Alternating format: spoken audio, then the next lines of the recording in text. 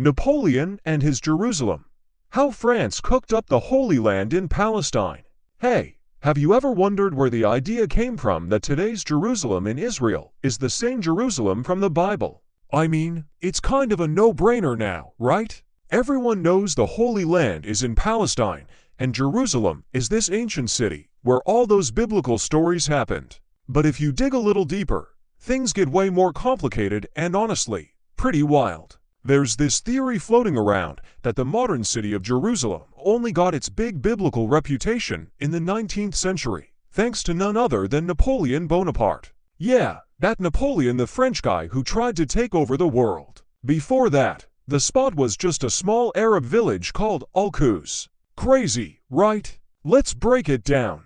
Where did Jerusalem even come from? So, here's the deal. Today, people say the biblical Jerusalem was this ancient city, located where modern Jerusalem stands in Israel. But here's the kicker: history shows that until the 1800s, nobody really called it Jerusalem. It was just Al-Quds, a little Arab settlement chilling under the Ottoman Empire. Then, bam, after Napoleon's expedition to Egypt and Palestine, it suddenly becomes the Jerusalem, complete with all the biblical hype. How did that happen? Israeli historians have this explanation: oh, it's always been the real Jerusalem, the locals just messed up and called it Al-Quds because they didn't know any better. They say the Arab folks living there had no clue they were sitting on the Holy Land, just going about their lives until some Europeans showed up and set them straight. But here's where it gets weird. Back in the Middle Ages, up until at least the 1500s, nobody in Europe even thought Palestine was the Holy Land. Like, zero people connected the dots. It's almost like the whole thing was made up later. The Crusades, looking for the Holy Land in all the wrong places. Let's rewind to the Crusades, you know, those epic medieval wars where European knights went off to free the Holy Land from the Muslims. You'd think they'd head straight for Palestine, right? Wrong. There's this French baron, Geoffrey de Villiers-Hardouin, who was a big deal in the Crusades around 1200. He wrote a book called The Conquest of Constantinople, and he spills some serious tea. According to him, the Crusaders were planning to sail to Egypt, not Palestine, to liberate the Holy Land. Their big idea was to cruise up the Nile River to a city they called Babylon, which is modern-day Cairo. Geoffrey says there wasn't much on Egypt's coast back then: no big cities, no ports, just sandy beaches and tiny fishing villages. Alexandria, the famous city supposedly founded by Alexander the Great, nope, didn't exist yet, according to him.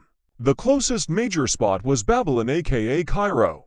Fun fact, some folks in Cairo still call it Old Babylon today. Coincidence? Maybe not. But then the Crusaders changed their minds. Instead of Egypt, they ended up sacking Constantinople, yep, the capital of the Byzantine Empire, in what's now Turkey.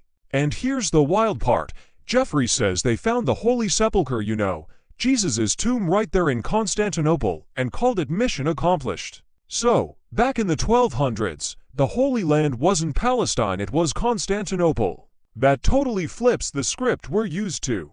Does that mean all the Bible stuff we tie to Palestine and Israel today is just a modern remix? Enter Napoleon, the mastermind with the plan. So, when did Palestine officially become the Holy Land? And how did Al-Quds turn into Jerusalem? Cue Napoleon Bonaparte. Around the late 1700s, this French hotshot who later became emperor started talking about creating a Jewish state. There's even a book about it by an Israeli historian, Mordecai Gitchen, called Napoleon in the Holy Land. But why would he care?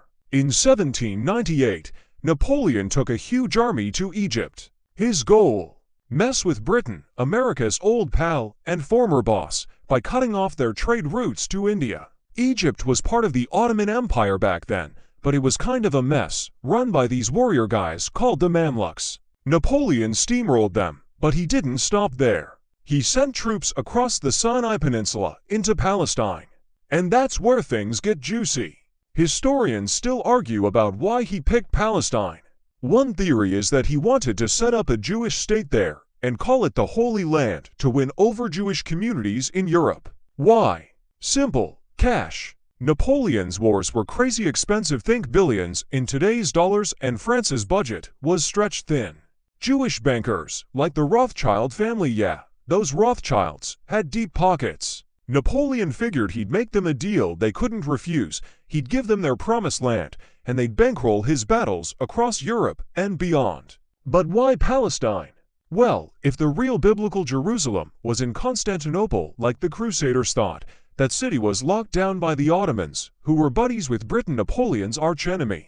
Taking Constantinople would have been a nightmare. It had massive walls, a strong army, and a navy to boot. Palestine, though, totally different story. It was a backwater, empty deserts, a few small towns, and some Muslim garrisons that wouldn't stand a chance against Napoleon's troops. The Ottomans wouldn't even bother fighting for it. And they didn't. Building a biblical Jerusalem from scratch, here's where it gets nuts. In the summer of 1798, Napoleon lands in Egypt, and a few weeks later, he sends 30,000 troops into Palestine. But get this, he didn't just bring soldiers. He hauled along over 1,000 architects, sculptors, artists, carpenters, stonemasons, plus tons of workers and tools. Why? To turn the little village of Al-Quds into ancient Jerusalem. They built old-looking buildings, whipped up historical artifacts, and basically staged the whole thing to convince everyone that this was the Holy Land, not some Ottoman stronghold in Turkey. Napoleon even wrote a big announcement to the Jews of Africa and Asia, telling them to come back to Israel and build Jerusalem. Signed by him and some guy named Rabbi Aaron of Jerusalem, it said, "France is offering you your land back. With our help, take it and keep it safe from anyone who tries to snatch it." Pretty bold. Huh? But behind the noble words was a straight-up business deal. What I think, genius or just a big show? Honestly, this whole thing feels like a blockbuster movie plot. Napoleon was a total mastermind. He didn't just fight wars, he shaped how people saw the world. Think about it. He crowned himself emperor in front of the Pope, basically saying, "I'm the boss here." So, faking a holy land. Totally in his wheelhouse. But part of me wonders if he actually bought into it a little. He was a history buff, loved reading about guys like Alexander the Great. Maybe he saw himself as a modern hero, building a new Jerusalem to cement his legacy. Still, I bet money and power were the real drivers. He needed those Jewish bankers on his side, and this was the ultimate carrot to dangle. Pretty smart, if you ask me. The big picture. What was going on back then? To get why Napoleon pulled this off, let's zoom out. The late 1700s were wild. Revolutions were popping off everywhere. In France, they chopped off the king's head in 1789, ditched the old ways, and started preaching liberty and all that jazz. Napoleon rode that wave to power, dreaming of making France the top dog over Britain, the redcoats we fought in the Revolution. The Ottoman Empire. It was huge, stretching from Eastern Europe to the Middle East, but it was crumbling. Bad management, rebellions, you name it. Britain, on the other hand, was killing it with their navy and colonies. Napoleon couldn't take them head on, so he went for their weak spots like Egypt and the Middle East trade routes. And the Jewish folks? In Europe back then, they had it rough. Discrimination, ghettos, the works. But after France's revolution, they got more rights. Napoleon saw an opportunity. He even held a big meeting with Jewish leaders in 1807, called the Great Sanhedrin, to lock in their support, promising them a homeland in Palestine. That could have been his ace in the hole. The money angle. Who footed the bill? Let's talk dollars and cents, or francs, I guess. Napoleon's wars were insane money pits. The Egypt campaign alone cost something like 20 million francs. Think hundreds of millions today. He got some cash from looting and taxes, but it wasn't enough. Jewish bankers like the Rothschilds were already big players. Fun fact, Nathan Rothschild later helped Britain beat Napoleon, but back in the 1790s, French Jews might have backed him. Giving them a holy land could have been the bribe to open their wallets. Palestine itself? Total economic dud. No oil, no gold, just sand and rocks. But for Napoleon, it was a goldmine of symbolism and strategy.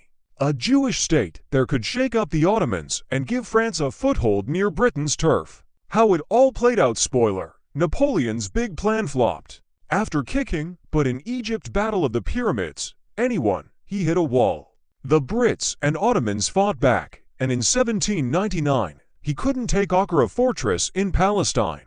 His army got wrecked by disease and heat, so he bailed back to France. The Jerusalem project? Left hanging. But the idea stuck around. In the 1800s, Europeans got obsessed with Palestine archaeologists, missionaries, the whole crew. Fast forward to after World War I, and bam, the Balfour Declaration sets the stage for Israel. Did Napoleon plant the seed? Maybe. So, what's the verdict? Was this a stroke of genius or a crazy stunt? I'd say both. Napoleon was all about mixing big dreams with cold, hard strategy. He wanted cash and control, but he also loved the spotlight. Turning Palestine into the Holy Land might have started as a power play, but it shaped history more than he ever guessed. What do you think? Was the real Jerusalem in Constantinople and Palestine just a stage prop? Or did Napoleon stumble onto something legit? Hit me up in the comments, I'm dying to hear your take. And if you like this deep dive, give it a thumbs up and subscribe. Let's keep unpacking history together.